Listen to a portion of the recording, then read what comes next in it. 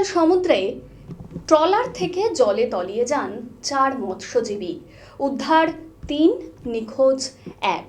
ফের সমুদ্র উত্তালে ঢেউয়ে ট্রলার থেকে পড়ে যায় 4 জন মৎস্যজীবী এবং তাদের মধ্যে উদ্ধার হয়েছে 3 জন এবং ইতিমধ্যেই একজন নিখোঁজ বলেই জানা যাচ্ছে। সুন্দরবনের কেদো দ্বীপের কাছে এফপি মা অষ্টমী নামে একটি ট্রলার থেকে 4 জন মৎস্যজীবী সমুদ্রে পড়ে যায়, এমনটাই খবর কিন্তু আসে। পাশে থাকা অন্যান্য ট্রলারের মৎস্যজীবী এবং ওই ট্রলারের মৎস্যজীবীদের দ্বারা 3 জন মৎস্যজীবী উদ্ধার হলেও বাকি একজনকে উদ্ধার করা সম্ভব হয়নি, তিনি তলিয়ে যান। নিখোঁজ ওই মৎস্যজীবী সুন্দরবন উপকূল থানার ঝড়খালির বাসিন্দা গোপাল মণ্ডল। ইতিমধ্যেই মৎস্যজীবী সংগঠনের পক্ষ থেকে প্রশাসনের নজরে আনা হয়েছে বিষয়টি। খবর পাওয়ার পর থেকে গভীর সমুদ্রে ফের নিখোঁজ মৎস্যজীবীর খোঁজে তল্লাশিও শুরু করা হয়েছে।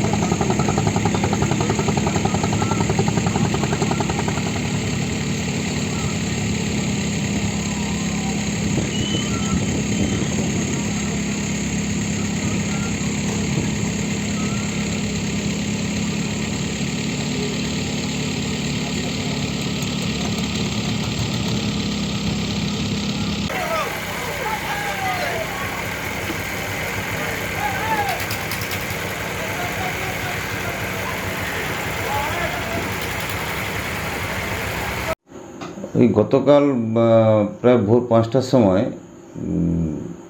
ঝড়খালির একটা ট্রলার এফবি মা অষ্টমী, ওরা ওখানে মাছ ধরছিল জাল ফেলে। সেই সময় হঠাৎ করে একটা ঝড়ো হাওয়া মানে বইতে শুরু করে এবং সঙ্গে সঙ্গে প্রচণ্ড সমুদ্র উত্তালও হয়।